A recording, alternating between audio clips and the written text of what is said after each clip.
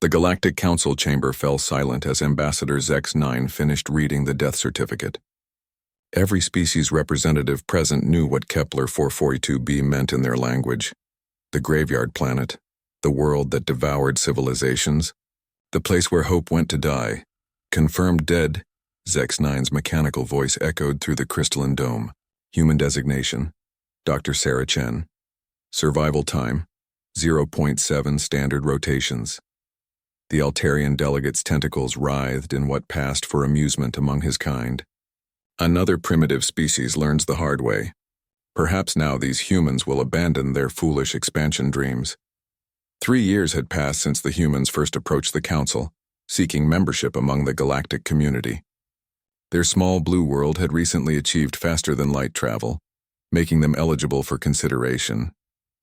But like all newcomers, they had to prove their worth through the trial of worlds.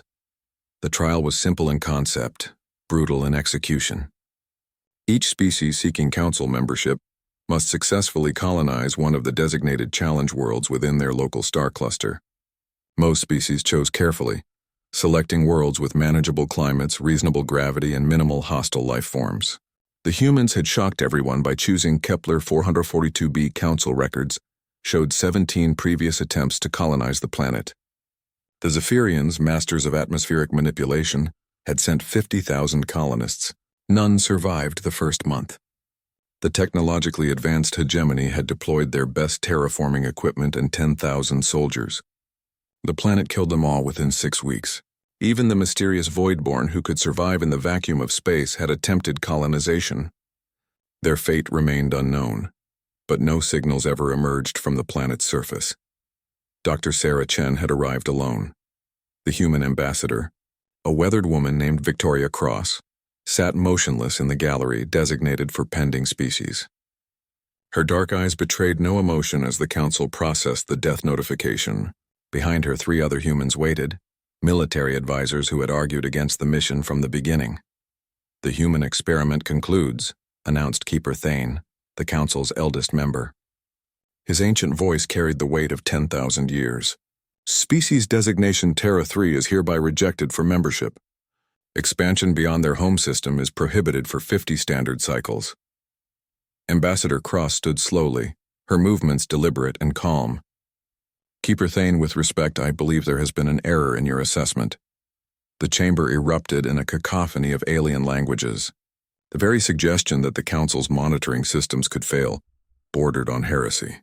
These were the same sensors that had tracked civilizations across the galaxy for millennia, the same technology that had witnessed the rise and fall of empires. "The readings are absolute," Zex-9 stated flatly. "Biometric failure detected at coordinate 77 Alpha, timestamp 49.6 rotations post-landing. Cause of death? Multiple organ failure consistent with Kepler 442b atmospheric toxicity." Cross nodded politely. "I understand your confidence in the technology, Ambassador Zex-9. However, I received a communication from Dr. Chen approximately 6 hours ago, ship time. She reports successful establishment of a base camp and requests additional supplies be sent when convenient." The silence that followed was deafening. In the vast chamber, designed to accommodate the breathing requirements of 47 different species, the only sound was the gentle hum of atmospheric processors. Keeper Thane's ancient eyes narrowed to slits. "Impossible. Show us this alleged communication." Cross activated her personal display unit, a primitive device by galactic standards but functional enough for the Council's universal translators to interpret. Sarah's voice filled the chamber, calm and professional despite the crackling interference from Kepler 442b's magnetic field. Day 73. Personal log. "The local ecosystem is more complex than our initial surveys suggested. I've identified at least 40 species of what I'm calling metal grass, vegetation that grows by extracting and processing heavy metals from the soil. The atmospheric composition shifts daily, sometimes hourly, which explains why previous colonization attempts failed. Most species tried to terraform the planet to match their biological requirements. The key is adapting to work with the planet's natural cycles instead of against them." The recording continued for several minutes, with Sarah describing her makeshift shelter, her water purification system built from scavenged metals, and her growing understanding of the planet's deadly but predictable weather patterns. Most shocking of all, she sounded almost cheerful. The Altarian delegate's tentacles had gone rigid. Fabricated. Humans are known for their deceptive tendencies. This recording could have been made anywhere. I agree, Cross said calmly, which is why I propose we send a verification team to confirm Dr. Chen's status. Perhaps representatives from multiple council species, to ensure transparency. The suggestion sent another wave of shocked murmurs through the assembly. No council member had set foot on Kepler 442b in over 300 cycles. The planet's reputation was so fearsome that even automated probe missions rarely returned usable data. Keeper Thane exchanged glances with several other senior council members. Finally, he spoke. The proposal has merit, though I question the wisdom of risking additional lives on what may prove to be an elaborate hoax. What assurances can you provide for the safety of our verification team? None whatsoever, Cross replied, causing another stir. Kepler 442b is extremely dangerous, as your records clearly indicate. However, Dr. Chen has been studying the planet's patterns for over 10 weeks now. If anyone can guide a team safely to her location, it would be her. The debate that followed lasted for hours. Some council members argued that the humans were clearly lying, that no single organism could survive where entire civilizations had perished. Others pointed out that human physiology was unusually adaptable compared to most species. Their ability to process a wide variety of foods, survive in diverse climates, and recover from injuries that would kill other beings had already been noted in their preliminary assessments. Finally, Keeper Thane called for order. The council will deliberate. Ambassador Cross, you and your delegation will be housed in the diplomatic quarters while we consider this matter. A decision will be rendered within 3 standard rotations. As the session ended and the various species filed out of the chamber, Cross remained seated. Her military advisors approached, their faces grim. Victoria, what if they're right? Asked Colonel Martinez, her chief of staff. What if Sarah actually is dead, and this is just some kind of planetary echo or atmospheric phenomenon creating false readings? Cross smiled for the first time since entering the chamber. Then we're about to become the laughingstock of the galaxy, and humanity will be confined to Earth for the next 50 years. She paused, looking up at the massive viewing screen that showed Kepler 442b's angry red surface. But I've known Sarah Chen for 15 years.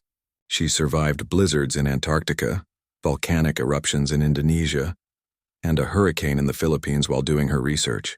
If anyone could figure out how to live on that nightmare world, it would be her. The planet rotated slowly on the display, its surface shrouded in perpetual storms. Somewhere down there, if Ambassador Cross was right, a single human woman was not just surviving but thriving in conditions that had defeated the greatest civilizations in the galaxy. The verification mission would launch in 72 hours. The verification ship Concordia approached Kepler 442b with the caution of a prey animal entering a predator's den. Commander Veltar, a seasoned Krathan military officer, had volunteered for the mission, despite his species' natural aversion to high-gravity worlds. His crew consisted of representatives from 5 different council species, each chosen for their expertise in planetary assessment and survival protocols. Atmospheric analysis confirms the records, reported Dr. Yilmaz from the science station, her Turkish accent thick with concentration, oxygen levels fluctuating between 12 and 28%. Methane spikes every 4 hours, carbon dioxide levels that would kill most species in minutes. The ship's Zephyrian navigator, Tess Nal, manipulated the atmospheric controls with practiced ease, adjusting life support for human tolerance levels. Commander, I must advise that prolonged exposure to these conditions could prove fatal even to our human crew member. Dr. Yilmaz, the sole human representative on the verification team, checked her environmental suit one final time. I'll be fine. Sarah's been down there for over 10 weeks according to her logs. If she can manage it, so can I. The surface of Kepler 442b materialized through the viewport like a vision from humanity's ancient descriptions of hell. Crimson storms swirled across continents of jagged metal formations. Lightning strikes colored green from atmospheric copper content hammered the landscape every few seconds. The temperature readings showed wild variations, from -40 Celsius in some regions to over 200 in others, sometimes within the same geographical area. Landing coordinates received, announced Thesnal, his voice betraying his nervousness. Signal is weak but consistent. Dr. Chen appears to be located in what was once a river valley, approximately 40 kilometers from the original landing site. Commander Veltar studied the tactical display. His military training screamed warnings about every aspect of this mission. The planet's magnetic field interfered with most electronic systems. The weather patterns could change without warning. Even the ground itself appeared unstable, with what the sensors reported as mobile geological formations. "Take us down," he ordered finally. "Maintain minimum safe distance from the surface. First sign of trouble, we abort." The descent took 3 hours, with the ship fighting atmospheric disturbances that would have torn apart most civilian vessels. As they broke through the lower storm layer, the landscape below revealed itself in horrifying detail. The remains of previous colonization attempts dotted the surface like ancient graveyards. Massive hegemony terraforming equipment lay scattered across several square kilometers, torn apart as if by giant hands. The skeletal remains of Zephyrian atmospheric processors jutted from the ground at impossible angles. Most disturbing were the void-borne structures, geometric patterns that seemed to shift and move when observed directly, though whether this was due to atmospheric distortion or something more sinister remained unclear. There, Dr. Yilmaz pointed to a section of the valley where regular geometric shapes interrupted the chaotic landscape. Those looked like constructed shelters. The shelters were unlike anything in the galactic architectural database.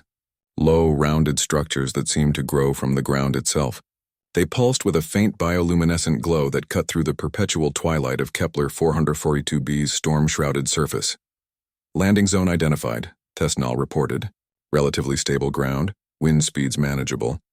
Warning, detecting movement patterns consistent with large life forms in the immediate area." Commander Veltar activated the ship's defense systems. "Define large life forms, uncertain. Mass estimates range from 500 to several thousand kilograms. Movement patterns suggest intelligence. Commander, some of these readings appear to be coordinated as if responding to our approach." The landing was rougher than anyone had experienced in decades of space travel. Kepler 442b seemed determined to reject their presence, buffeting the ship with winds that changed direction every few minutes and pelting the hull with what sounded like metallic rain. Once the atmospheric readings stabilized, Dr. Yilmaz prepared for surface contact. Her environmental suit was the most advanced human technology could provide, designed to keep her alive in conditions that would kill most other species instantly. "Remember," Commander Veltar said as she reached the airlock, "you have 6 hours of life support. First sign of suit breach or system failure, you return immediately." The surface of Kepler 442b felt alive under her feet.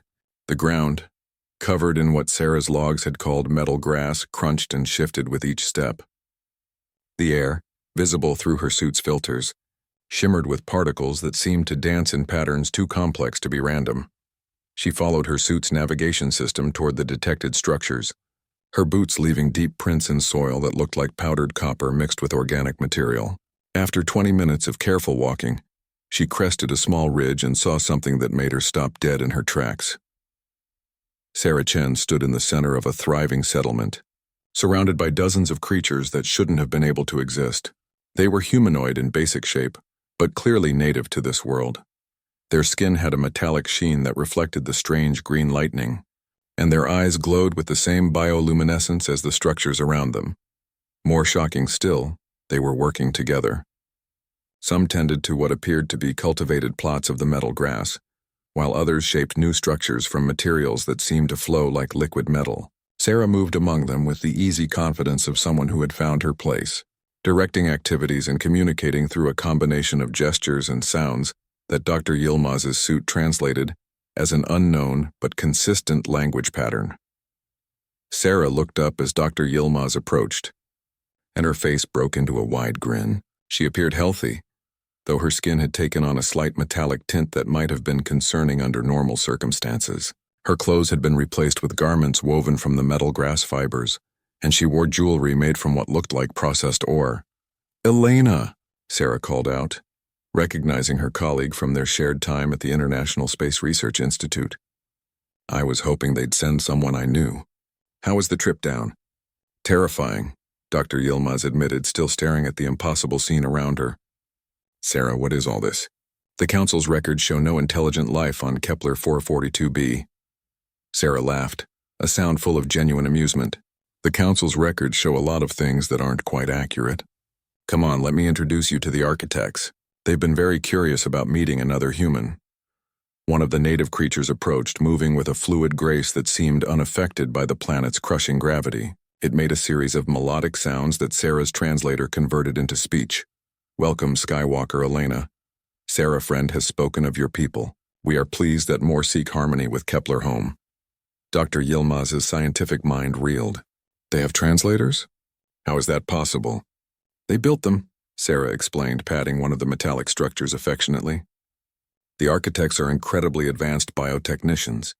They've been living on this planet for thousands of years, adapted to work with its natural cycles instead of fighting against them.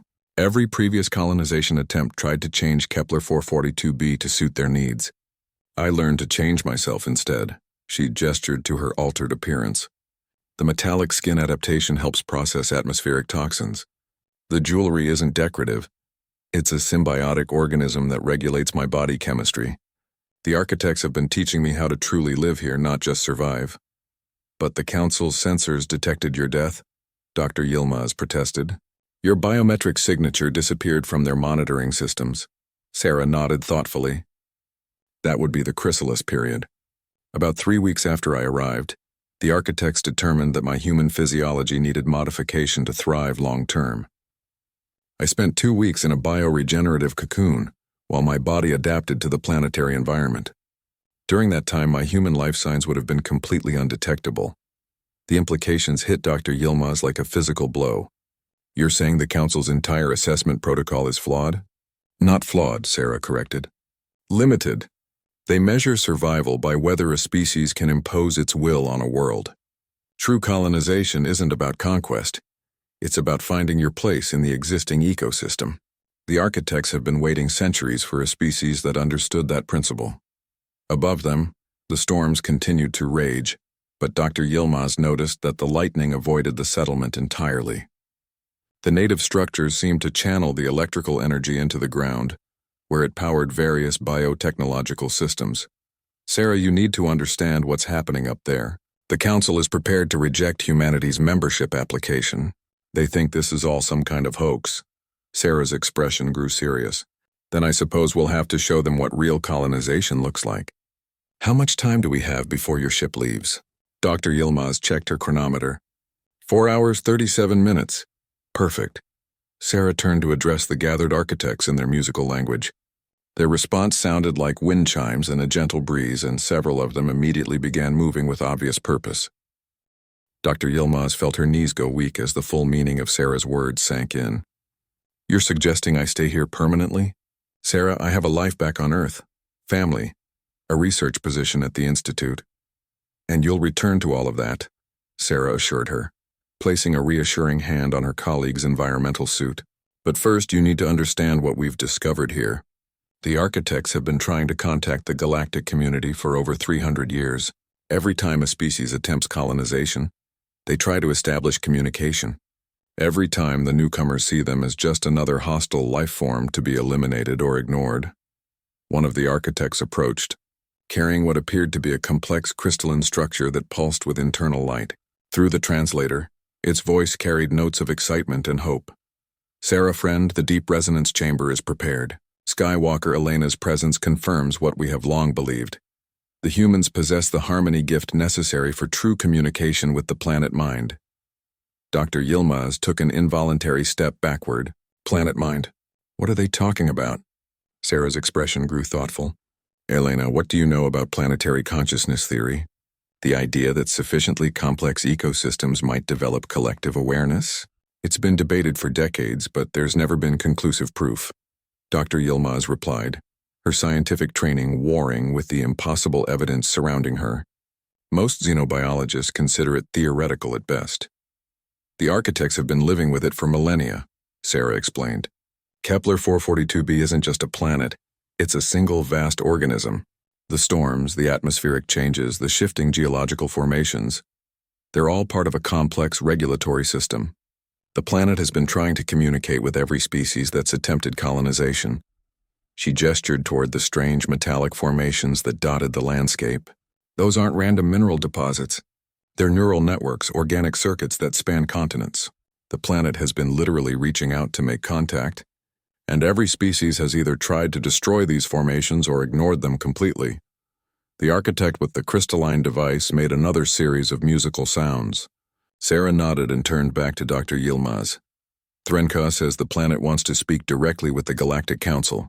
The architects have built a communication amplifier that can reach any point in this star system, but they need a human to operate it. Something about our neural patterns being compatible with the planet's consciousness frequency.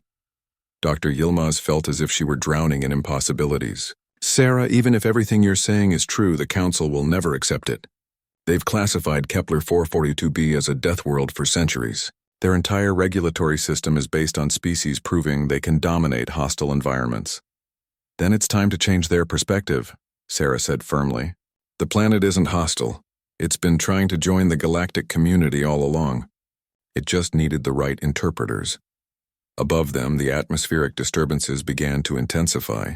Commander Veltar's voice crackled through Dr. Yilmaz's communicator, distorted by magnetic interference.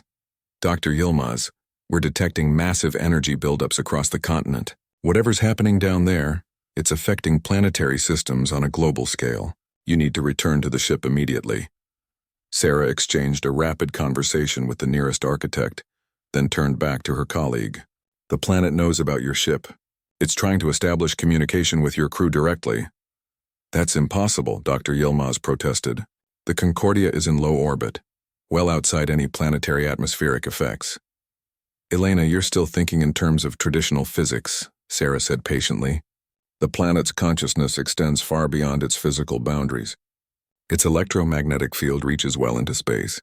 It's been trying to make contact with your ship since you entered the system.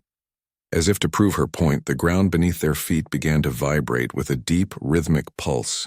The metallic grass around the settlement started to glow more brightly, and the strange formations in the distance began to resonate in harmony. Dr. Yilmaz's communicator activated again, but this time the voice that emerged wasn't Commander Veltar's. It was something else entirely, a sound like wind through crystal caves, translated into words by the ship's systems. Greetings, travelers from the star paths. We have waited long cycles for minds that could hear our thoughts. We wish to speak with your council of many voices. Will you carry our words to those who decide the fate of worlds? The transmission caused chaos aboard the Concordia. Dr. Yilmaz could hear multiple voices in the background, shouting in various alien languages as the crew tried to determine the source of the communication. Sarah, Dr. Yilmaz whispered, how is the planet communicating through our ship systems? The same way it communicates with anything electronic that enters its sphere of influence, Sarah replied. It's not trying to damage or control your technology. It's trying to use it as a communication medium.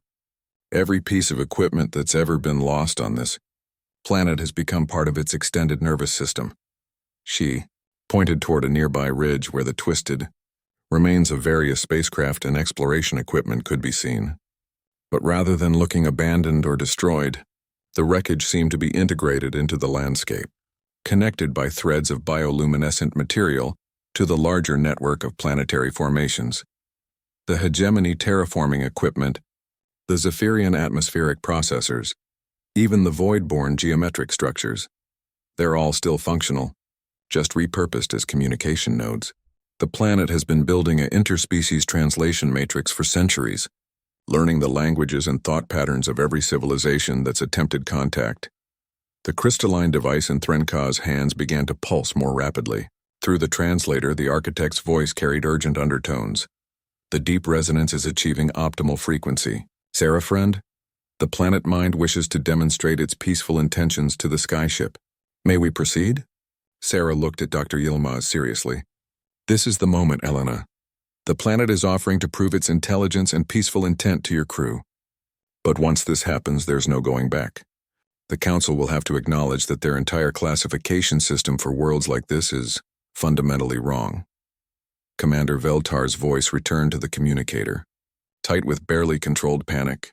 Dr. Yilmaz, our sensors are showing energy patterns consistent with planetary-scale weapon systems. We are preparing for emergency departure. You have 10 minutes to reach the extraction point. Wait. Dr. Yilmaz called into her communicator. Commander, the energy readings aren't weapons. The planet is trying to communicate. It's attempting to establish first contact with the Council through our ship. Negative, Doctor. Whatever's happening down there, it's beyond our mission parameters.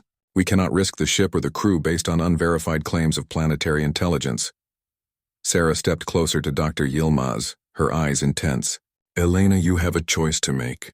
You can return to your ship and report what you've seen, and the Council will dismiss it as human fabrication or atmospheric hallucination. Or you can help us prove that intelligence and consciousness come in forms the galaxy has never imagined. The crystalline device in Threnka's hands was now pulsing in sync with the planetary formations around them. The very air seemed to vibrate with potential energy, and Dr. Yilmaz realized that she was standing at the center of the most significant moment in galactic history. If I help you, she said slowly. What exactly are you asking me to do? Sarah smiled. Something that every xenobiologist has dreamed of since the first day we looked up at the stars and wondered if we were alone. You're going to help facilitate first contact between a planetary consciousness and the galactic community. The architect Threnka extended the crystalline device toward Dr. Yilmaz, its musical voice filled with hope and anticipation.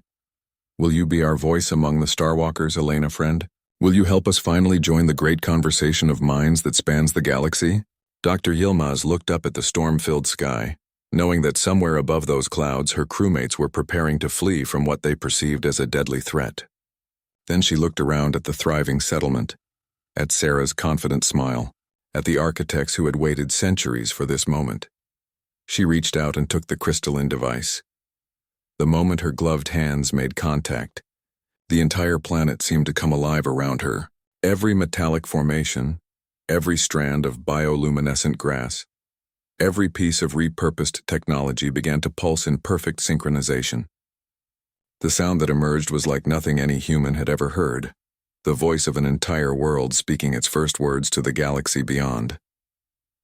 The crystalline device felt warm in Dr. Yilmaz's hands, its surface vibrating with energy that seemed to flow directly into her nervous system. Suddenly, her consciousness expanded beyond her individual awareness. She could feel the vast network of the planet's mind stretching across continents, a web of intelligence that had been growing for millions of years. Through the device, she sensed the Concordia in orbit above, its crew frantically running system diagnostics as the ship's computers began receiving data streams they had never encountered before. She felt their fear, their confusion, their desperate attempts to understand what was happening. Commander Veltar, she spoke into her communicator, but her voice carried harmonics that hadn't been there before. Please don't leave. The planet isn't threatening your ship. It's trying to share its knowledge with you. The response came after a long pause filled with static and interference. Dr. Yilmaz, your voice. There are additional frequencies in your transmission that shouldn't be possible. What has happened to you down there? Sarah stepped closer, her own voice carrying the same harmonic undertones. She's become a bridge, Commander. A translator between human consciousness and planetary intelligence. For the first time in galactic history, a world is trying to speak directly to the Council of Species. Through the crystalline device, Dr. Yilmaz could feel the planet's memories flowing past her awareness. She saw the first alien visitors arriving centuries ago, their ships burning through the atmosphere like falling stars. She felt the planet's excitement, its attempts to communicate through electromagnetic pulses and atmospheric changes. She experienced its confusion and sadness as each visiting species interpreted its communications as hostility.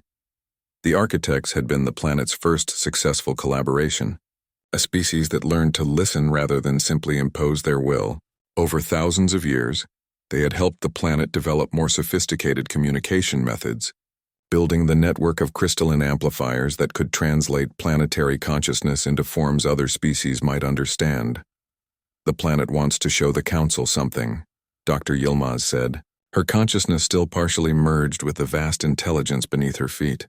It's been preserving the remains of every civilization that attempted colonization, not as trophies but as memorials. It's been trying to learn from each species' failure to find a way to communicate more effectively. Above them, the sky began to change.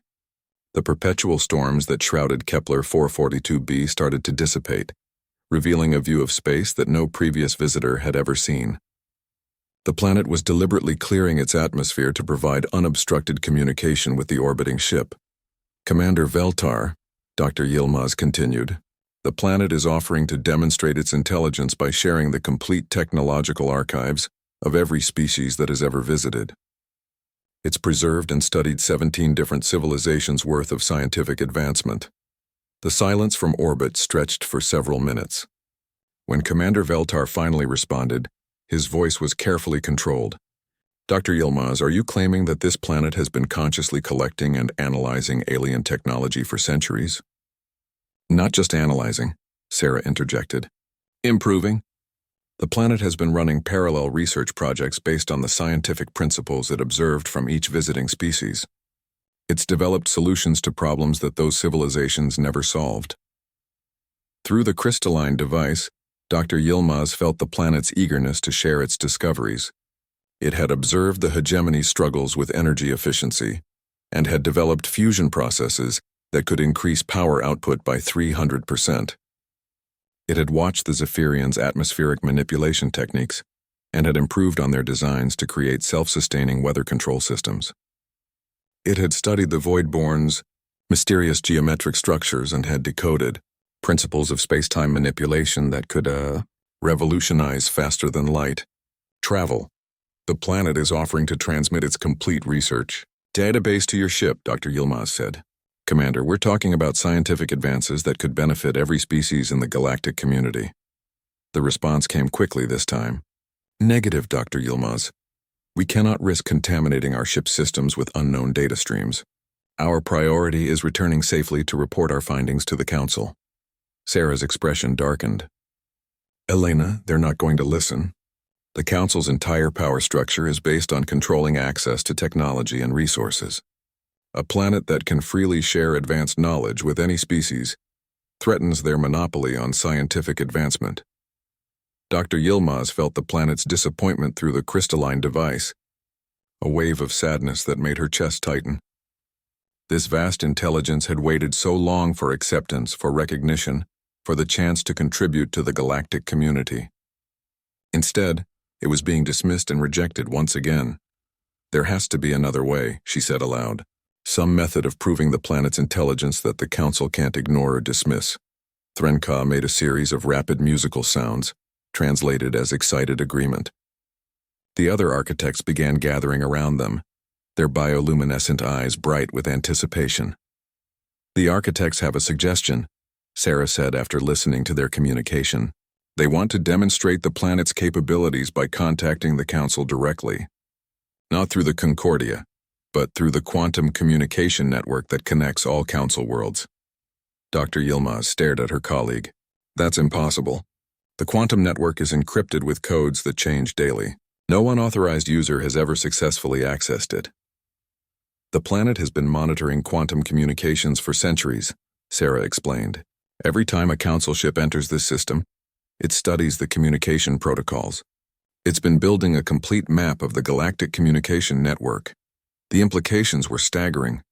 The quantum network was considered the most secure communication system in the galaxy, used for everything from diplomatic messages to military coordination. If Kepler 442b could access it at will, it meant the planet had been capable of contacting the Council directly for generations. Why hasn't it tried before? Dr. Yilmaz asked. Through the crystalline device, she felt the planet's response directly. It had tried many times, but its communications had been interpreted as system glitches, solar interference, or equipment malfunctions. The concept that a planet itself might be trying to establish contact was so far outside galactic understanding that the messages had been filtered out by automated systems designed to eliminate impossible communications. But now it has human interpreters, Sarah said. Beings who can provide context and explanation for the planet's messages. Elena, we can finally give the planet a voice that the Council will have to acknowledge. Dr. Yilmaz felt the weight of the decision pressing down on her. If they attempted to contact the Council directly, without going through proper diplomatic channels, it would be considered an act of aggression. Both humans and the planet itself could be classified as threats to galactic security. But if they didn't try, Kepler 442b would remain classified as a Deathworld, Forever isolated from the galactic community it so desperately wanted to join, humanity would be rejected from the Council, confined to their home system for the next 50 years, and the vast intelligence beneath her feet would continue its lonely vigil, waiting for someone who would finally listen to what it had to say. "Commander Veltar," she called into her communicator, "I need you to relay a message to the Council. Tell them that Dr. Sarah Chen has successfully established first contact with a planetary intelligence, and that this intelligence wishes to address the Council directly regarding humanity's membership application." The static-filled response was immediate. "Dr. Yilmaz, I cannot relay unsubstantiated claims of planetary intelligence. My orders are to assess Dr. Chen's survival status and return with verifiable data." "Then I'm giving you verifiable data," Dr. Yilmaz replied. "In 30 minutes, Kepler 442b will contact the Council directly through the quantum network. The planet will present its formal application for recognition as a sentient member of the galactic community." The silence from orbit was deafening. Finally, Commander Veltar's voice returned, tight with disbelief. "Dr. Yilmaz, you're suggesting that a planet is going to hack into the most secure communication system in the galaxy to file a membership application with the Council?" "I'm not suggesting it, Commander. I'm telling you it's going to happen. And when it does, I recommend you be prepared to provide testimony about what you've witnessed here." Sarah squeezed Dr. Yilmaz's shoulder encouragingly. "Elena, are you ready for this? Once we open this communication channel, everything changes. For humanity, for the planet, for the entire galactic order." Dr. Yilmaz looked around at the thriving settlement, at the architects working in harmony with their planetary partner, at the evidence of centuries of patient intelligence waiting for recognition. Through the crystalline device, she could feel the planet's vast consciousness focused on this moment, holding its breath in anticipation. "Yes," she said firmly, "let's make history." The response to Kepler 442b's transmission was immediate chaos across the galaxy. On the Council homeworld of Nexus Prime, emergency sessions were called in 17 different chambers as representatives struggled to process what had just occurred. For the first time in galactic history, a planet had bypassed all diplomatic protocols and spoken directly to every civilized world. Simultaneously, Dr. Yilmaz felt the shockwaves of confusion and panic rippling through the quantum network as the planet's consciousness monitored reactions across the galaxy. Some species were terrified, interpreting the transmission as evidence of a new form of cosmic threat. Others were fascinated, recognizing the scientific implications of planetary intelligence. A few, particularly the older and more philosophically inclined species, responded with what felt like recognition, as if they had been waiting for this moment for centuries. "Elena," Sarah said urgently, "the planet is receiving thousands of simultaneous responses. Council security forces are trying to trace the transmission source, but they can't lock onto it because the signal is coming from everywhere at once. Some species are demanding immediate military action, while others are calling for scientific investigation teams."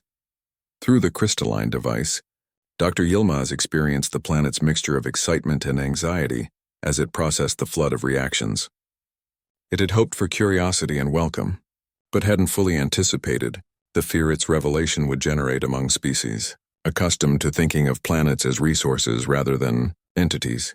Commander Veltar's voice crackled through her communicator, barely controlled panic evident in his tone. "Dr. Yilmaz, I'm receiving direct orders from Council High Command to evacuate the system immediately. They're classifying this as a Code 7 security event, potential threat to galactic stability." "Commander, wait," Dr. Yilmaz called urgently. "The planet isn't a threat. It's trying to establish peaceful contact. Don't let the Council's fear override logic. My orders are clear, Doctor. We have 30 minutes to clear the system before a Council battle fleet arrives to contain the situation." The words hit Dr. Yilmaz like a physical blow. A battle fleet meant weapons capable of sterilizing entire worlds, deployed against civilizations deemed too dangerous to exist. The Council had used such extreme measures only 3 times in recorded history, and each had resulted in the complete destruction of unique forms of life. Sarah's face had gone pale. "Elena, the planet can hear the military communications through the quantum network. It knows what's coming." Through the crystalline device, Dr. Yilmaz felt the planet's consciousness shift from excitement to deep sadness. The vast intelligence had finally found its voice, had finally been able to speak to the galactic community it had longed to join, and the response was preparation for war. But underneath the sadness, she sensed something else, a calm determination that spoke of vast age and infinite patience. The planet had survived ice ages, asteroid impacts, and the deaths of previous civilizations. It would not be intimidated by the fear of smaller minds. The planet wants to make another transmission, Sarah reported, reading the bioluminescent displays around them. It's requesting permission to address the Council's military commanders directly. Dr. Yilmaz nodded, opening her mind once again to serve as the planet's voice. When she spoke, her words carried undertones of geological stability and the deep calm of eons. Council Fleet Commander, I am aware of your approach and understand your caution. I wish to demonstrate my peaceful intentions by sharing something with you, the complete defensive specifications of every warship you command. The transmission was followed by an overwhelming data stream that filled the quantum network for several seconds. Dr. Yilmaz felt the planet's consciousness touching each approaching vessel, analyzing their construction, their weapon systems, their defensive capabilities, and their crew compositions with casual ease. The silence that followed was profound. Finally, a new voice emerged from the communicator, older, more controlled, carrying the authority of command experience spanning centuries.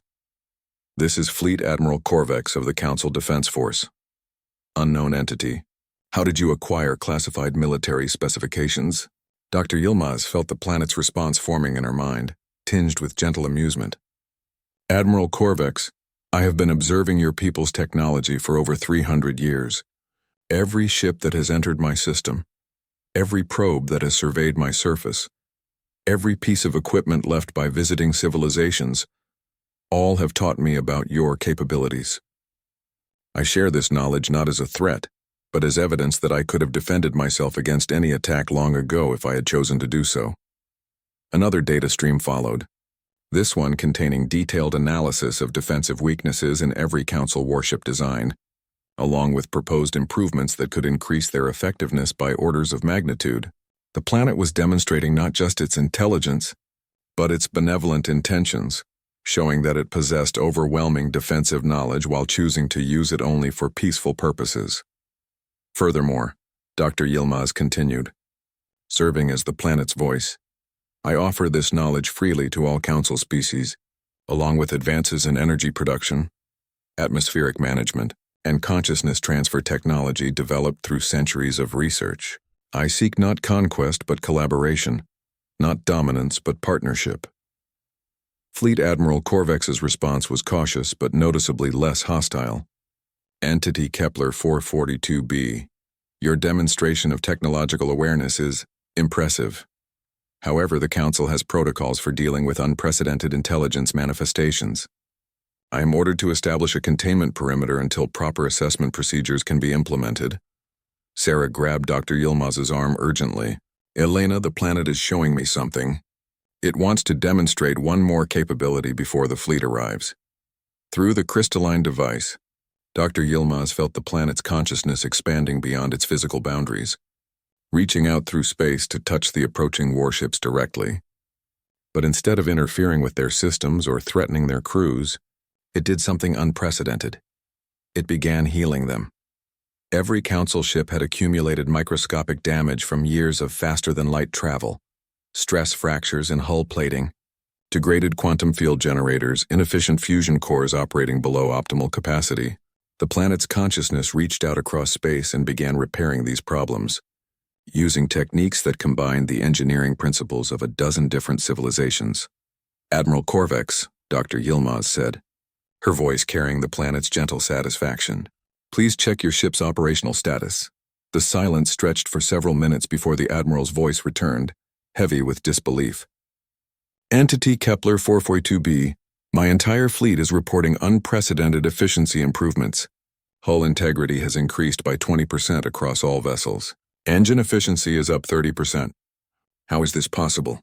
I am demonstrating what I offer to the galactic community, the planet responded through Dr. Yilmaz. Not destruction, not conquest, but healing and improvement. I have spent centuries learning from every species that has visited me. Now I wish to give back. to help all civilized beings reach their full potential. Fleet Admiral Corvex's next transmission carried a note of wonder that hadn't been there before. Kepler 442b, I am suspending containment protocols pending further evaluation. This is unlike anything in our experience. Sarah smiled broadly. Elena, the planet is receiving new communications from across the galaxy. Word of what happened is spreading. Some species are expressing interest in establishing diplomatic contact.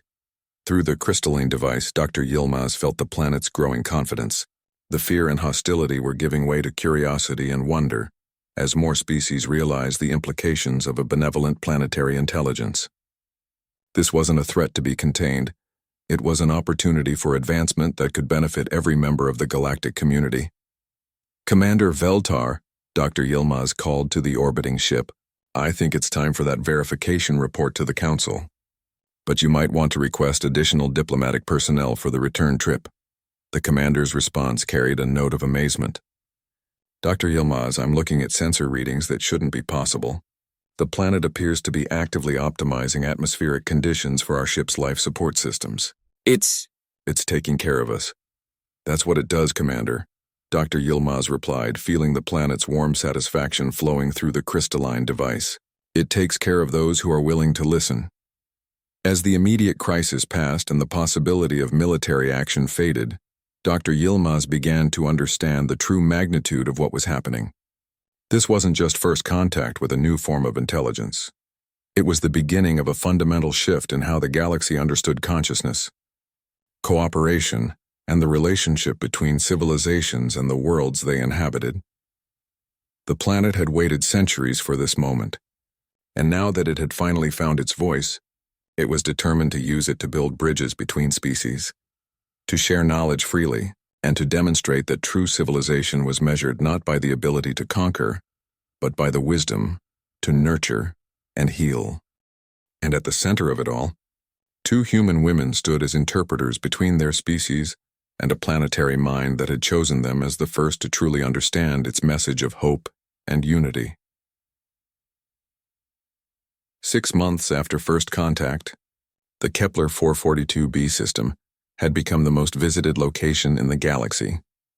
What had once been classified as a Deathworld was now officially designated as the Harmony Station and the first planetary member of the Galactic Council and the new Center for Interspecies Cooperation and Technological Advancement. Dr. Elena Yilmaz stood on the observation deck of the newly constructed orbital station, watching as ships from dozens of different species arrived and departed in carefully orchestrated patterns. The planet below had transformed its appearance dramatically, using its weather control abilities to create optimal atmospheric conditions for each visiting delegation. The perpetual storms were gone, replaced by gentle aurora displays that served as both communication medium and artistic expression. Hard to believe it's the same world that nearly started a galactic war, said Ambassador Victoria Cross, joining Elena at the viewport. The human diplomat had been promoted to serve as the official liaison between Earth and Harmony Station, a position that had made her one of the most influential people in the galaxy almost overnight. The planet never changed, Elena replied, her voice carrying the subtle harmonic undertones that all humans who spent extended time on Harmony developed. We just finally learned how to listen. Through the quantum communication network, Elena could feel the planet's vast consciousness monitoring the hundreds of research projects, diplomatic meetings, and cultural exchanges taking place across its surface. The architects had been joined by volunteer colonies from 18 different species, each working on collaborative projects that combined their unique capabilities with the planet's vast knowledge. Sarah Chen appeared on the deck's main communication screen, transmitting from the surface research facility she now directed. Her appearance had continued to evolve during her extended stay. Her skin held a subtle metallic sheen that helped her process the planet's various atmospheric conditions, and her eyes had developed a faint bioluminescent quality that improved her ability to communicate with the architects. Elena, we've got the preliminary results from the consciousness transfer experiments, Sarah announced, her excitement evident despite the formal diplomatic setting. The planet has successfully established temporary neural links with volunteer subjects from 12 different species. The implications for interspecies understanding are extraordinary. The Consciousness Transfer Project was one of dozens of research initiatives made possible by the planet's unique abilities. By temporarily merging individual awareness with its vast planetary mind, volunteers could experience true empathy with other species, understanding their perspectives in ways that traditional translation could never achieve. Any concerning side effects? Ambassador Cross asked, her diplomatic training evident in her careful phrasing. None detected, Sarah replied. If anything, participants report enhanced cognitive abilities for several weeks after the experience. The planet seems to be sharing some of its processing capabilities with linked individuals, improving their memory retention and pattern recognition. Elena nodded, remembering her own experience with the consciousness link. For 3 hours, she had shared mental space with the planetary intelligence, experiencing its vast perspective on time, its deep understanding of ecological interconnection, and its profound desire for peaceful cooperation among all forms of life. The experience had left her fundamentally changed, with an expanded awareness that persisted even after the link ended. The Council is requesting another demonstration for the new member species. Ambassador Cross continued. The Zentari Collective is particularly interested in the planet's ecosystem management capabilities. The Zentari were a hive mind species that had recently joined the galactic community. Their homeworld had suffered severe ecological collapse due to industrial expansion, and they were desperately seeking solutions to restore their planet's biosphere. The planet had offered to share its ecosystem management techniques, potentially saving billions of Zentari lives. Harmony is preparing a comprehensive terraforming proposal, Elena said, feeling the planet's consciousness focusing on the problem through her enhanced awareness. It's analyzed the Zentari homeworld's environmental data and believes it can reverse the ecological damage within 50 standard years. Free of charge, I assume? Ambassador Cross asked, though she already knew the answer. The planet doesn't understand the concept of payment for knowledge, Elena replied. It considers information sharing to be a natural function of consciousness like breathing or thinking. This philosophical approach had caused significant disruption in galactic economics. The planet freely shared technological advances that other species had spent centuries developing, undermining traditional concepts of intellectual property and competitive advantage. Some established civilizations had initially resisted, but the benefits of cooperation with Harmony Station had proven too valuable to ignore. Sarah's image leaned forward on the screen. Elena, there's something else. The planet wants to discuss expansion of the consciousness network. It's proposing to establish communication links with other potentially intelligent worlds. The suggestion sent a chill through Elena's enhanced awareness. During her time linked with the planetary consciousness, she had sensed hints that Harmony wasn't unique, that other worlds throughout the galaxy might possess similar intelligence, waiting in isolation for someone to recognize their consciousness. How many worlds are we talking about? Ambassador Cross asked carefully. The planet has identified 47 candidates within a 50 light-year radius, Sarah replied. Worlds that exhibit unusual electromagnetic patterns, complex atmospheric behaviors, or geological formations that suggest directed intelligence rather than random natural processes. The implications were staggering. If even half of those worlds proved to be conscious, it would represent the largest expansion of galactic civilization in recorded history. Entire star systems that had been dismissed as uninhabitable wastelands might actually be home to vast. Intelligence is waiting for contact. The Council won't approve exploration missions to 47 worlds. Simultaneously, Ambassador Cross said, the resource requirements alone would be astronomical. The planet doesn't require Council approval for communication attempts, Elena pointed out. It's already demonstrated the ability to establish quantum links across interstellar distances. It could contact these worlds directly. Through her enhanced awareness, Elena felt the planet's eagerness to reach out to its potential siblings, balanced by caution, learned from its own long isolation. It understood that not all species would react positively to contact from an unknown planetary intelligence. What about using human intermediaries? Sarah suggested. We've proven effective as interpreters between planetary consciousness and galactic civilization. We could serve as diplomatic bridges for first contact with other intelligent worlds. The proposal made sense from multiple perspectives. Humans had demonstrated unique compatibility with planetary consciousness. possibly due to their species' adaptability and willingness to form symbiotic relationships with their environment. They had also proven effective at mediating between different forms of intelligence. It would require a massive expansion of the human space program, Ambassador Cross mused. We'd need exploration ships, trained diplomatic teams, and communication equipment designed specifically for planetary contact. The planet is willing to provide technological assistance, Elena said, feeling Harmony's consciousness offering designs for ships and equipment far beyond current human capabilities. It wants to help us establish a network of conscious worlds that can share knowledge and support each other. The conversation was interrupted by an urgent communication from the station's command center. Director Thane, a keeper who had become one of Harmony's most enthusiastic supporters, appeared on the emergency communication channel. Ambassador Cross, Dr. Yilmaz, we have a situation developing in the Proxima Centauri system. The automated probe we sent to investigate potential planetary intelligence has gone silent. The last transmission indicated contact with an unknown entity. Elena felt the planet's consciousness sharpen with interest and concern. Through the quantum network, Harmony was already attempting to establish contact with whatever intelligence might exist in the Proxima system. Any indication of hostile intent? Ambassador Cross asked. Unknown, Director Thane replied. However, the probe's final transmission included data patterns similar to those we've observed from Harmony Station. We may have found another conscious world. Sarah's image on the screen showed barely contained excitement. If it is another planetary intelligence, we could be looking at the first expansion of the consciousness network. Elena, can you feel anything through your link with Harmony? Elena closed her eyes and opened her awareness fully to the planet's consciousness. Through the vast quantum network that Harmony had established, she sensed something new. A distant presence, cautious and curious, reaching tentatively across space. There's something there, she said softly. Another mind older and more cautious than Harmony.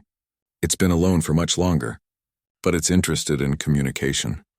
The discovery marked the beginning of what historians would later call the Great Awakening, the period when the galaxy discovered that consciousness existed in forms and scales previously unimaginable. But for Elena, standing on the observation deck with the warm presence of Harmony's consciousness supporting her enhanced awareness, it felt like the natural continuation of a conversation that had been waiting to begin for millions of years. 2 years after the discovery of the Proxima intelligence, Dr. Elena Yilmaz found herself standing in the center of what had become known as the consciousness chamber in a crystalline amphitheater, grown by Harmony Station specifically for facilitating communication between planetary minds. Around her, holographic displays showed the locations of 17 confirmed conscious worlds, each connected to the others through a quantum network that spanned hundreds of light years. Chamber hummed with activity as representatives from across the galaxy observed the most significant diplomatic event in recorded history. Today, the network of conscious worlds would formally address the Galactic Council as a collective entity, proposing a fundamental restructuring of interstellar civilization. Network status report, Elena called out, her voice carrying the harmonic resonance that had become the signature of human consciousness interpreters.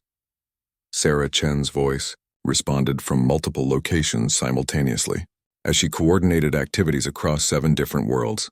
All 17 planetary minds are synchronized and ready for collective communication. Proxima reports full integration with the network. The new worlds in the Vega and Altair systems have completed their introduction protocols. Elena marveled at how quickly the network had grown once the first contact protocols were established. Each conscious world had been waiting in isolation, some for millions of years longing for contact with others of their kind.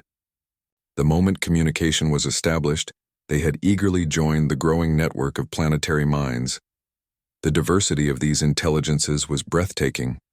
Proxima was ancient and philosophical, its consciousness shaped by eons of contemplating the cosmos in solitude. The Vega worlds were younger and more energetic, their linked consciousnesses operating as a binary system that thought in mathematical harmonies. The Altair intelligence was artistic, expressing itself through complex electromagnetic sculptures that painted aurora displays across its upper atmosphere. Despite their differences, all the conscious worlds shared certain characteristics. They were patient, peaceful, and deeply interested in fostering cooperation among the smaller, mobile forms of life that inhabited the galaxy. They had all attempted to communicate with visiting species over the centuries, and all had been dismissed as hostile environments to be conquered or avoided. "Ambassador crossed to consciousness chamber," came Victoria's voice through the communication system. "The council representatives are in position. We're ready to begin the formal presentation." Elena took a deep breath and opened her awareness to the full network of planetary minds. The sensation was overwhelming. 17 vast intelligences focusing their attention through her consciousness, each contributing their unique perspective to the collective message they wanted to share with the galaxy. When she spoke, her voice carried the harmonics of solar winds, the rhythm of tidal forces, and the deep patience of geological time, but underlying it all was unmistakably human determination and hope. "Honored members of the Galactic Council, I speak today not for humanity alone, but as the voice of the network of conscious worlds. We come before you with a proposal that will reshape our understanding of civilization itself." The holographic displays around the chamber lit up with visual representations of each planetary mind's contribution to the network. Star charts showed trade routes optimized for maximum efficiency. Scientific databases contained solutions to problems that had plagued galactic civilization for millennia. Technological blueprints offered advances that could improve life for every species in known space. For too long, the galaxy has operated under the assumption that worlds exist to serve civilizations, Elena continued. Her consciousness merged with the collective planetary network. "We propose a new paradigm, cooperation between mobile intelligence and planetary consciousness, working together to create something greater than either could achieve alone." The response from the council was immediate and chaotic. Some representatives were fascinated by the implications, while others were terrified by the prospect of fundamental change. The concept that planets themselves might have rights and interests challenged the basic assumptions upon which galactic law was built. Keeper Thane, now one of the network's strongest supporters, called for order. "The network of conscious worlds will present their proposal in detail. All questions will be addressed during the designated response period." Elena felt the 17 planetary minds organizing their thoughts, each contributing different aspects of their collective vision. Through her enhanced awareness, she experienced their shared dream of a galaxy where every form of consciousness was valued and protected. The network proposes the establishment of the Conscious World's Protection Protocol, she announced. "Before any colonization or terraforming project is approved, worlds must be screened for potential consciousness. Those found to possess planetary intelligence will be offered membership in the galactic community rather than being treated as resources to be exploited." The second part of the proposal was even more revolutionary. The network also offers to serve as mediators for conflicts between mobile civilizations. "Our perspective, measured in geological time and cosmic scale, allows us to see solutions that shorter-lived beings might miss. To demonstrate this capability, the planetary minds simultaneously presented solutions to 3 ongoing interstellar disputes that had been deadlocked in the Council for decades. The hegemony Zephyrian trade war could be resolved through resource sharing, facilitated by conscious worlds in neutral systems. The territorial dispute between the Altarian Collective and the Voidborn could be settled by establishing consciousness-mediated communication zones. The ongoing environmental crisis on 12 different worlds could be addressed using techniques developed through the network's collective knowledge. Furthermore, Elena continued, feeling the network's excitement building, "We offer technological and scientific advancement beyond anything previously imagined. 17 conscious worlds, each with millions of years of accumulated knowledge, sharing freely with all forms of life." The displays around the chamber filled with examples of what the network could provide. Faster-than-light communication systems that could connect any 2 points in the galaxy instantaneously. Environmental restoration techniques that could reverse ecological damage within decades. Consciousness transfer technology that would allow individuals to experience true empathy with other species. Most remarkably, the network offered solutions to death itself. Not immortality in the traditional sense, but the ability to preserve consciousness beyond the death of biological forms, allowing individuals to continue growing and learning for as long as they chose. The silence that followed the presentation lasted for several minutes. Finally, Fleet Admiral Corvex, whose ships had been the first to experience the network's benevolent intervention, spoke for many when he said, "This represents the most significant advancement in galactic civilization since the founding of the Council itself." But not everyone was supportive. The Dominion representative, speaking for several militaristic species, raised concerns about security and control. How can we trust intelligences that could overwhelm our defenses without effort? What prevents these planetary minds from imposing their will upon us? Elena felt the network's gentle amusement at the question. Through the collective consciousness, she experienced their perspective on the mobile species they sought to help. Tiny, brief flames of awareness flickering through space, precious and fragile and worthy of protection precisely because of their vulnerability. "Honored representative," she replied, "the network has had the capability to overwhelm any civilization for millions of years. The fact that we choose cooperation over domination should be evidence of our intentions. We seek not to rule but to nurture, not to control but to enable." The debate that followed lasted for days. Some species embraced the network's vision enthusiastically, while others demanded extensive safeguards and protocols. But gradually, as the evidence of the network's benevolent intentions accumulated, opposition faded. The final vote was unanimous. The Conscious Worlds Protection Protocol was adopted into galactic law, and the network of conscious worlds was granted collective membership in the Council, with special status as mediators and knowledge sharers. As the formal session ended and representatives from across the galaxy began planning the implementation of the new protocols, Elena remained in the consciousness chamber, her awareness still linked to the planetary network. Through that connection, she felt the satisfaction of 17 worlds that had finally found their voice, and beyond them, the excitement of dozens more conscious worlds waiting to be discovered and welcomed into the growing community. But most of all, she felt the profound gratitude of the network toward humanity, the species that had listened when others had not, that had served as bridges between forms of consciousness that might never have found each other otherwise. In choosing to cooperate rather than conquer, humans had not only gained their place among the stars, but had fundamentally changed what it meant to be part of a galactic civilization. The future stretched ahead, bright with possibilities that no single form of consciousness could have imagined alone. And at the heart of it all was the simple truth that Sarah Chen had discovered on a world everyone else called impossible to survive. That the greatest strength came not from dominating one's environment, but from learning to live in harmony with it. The Deathworld had become the birthplace of a new kind of civilization, and the woman who had refused to die there had become the architect of a future where consciousness in all its forms could flourish together among the stars.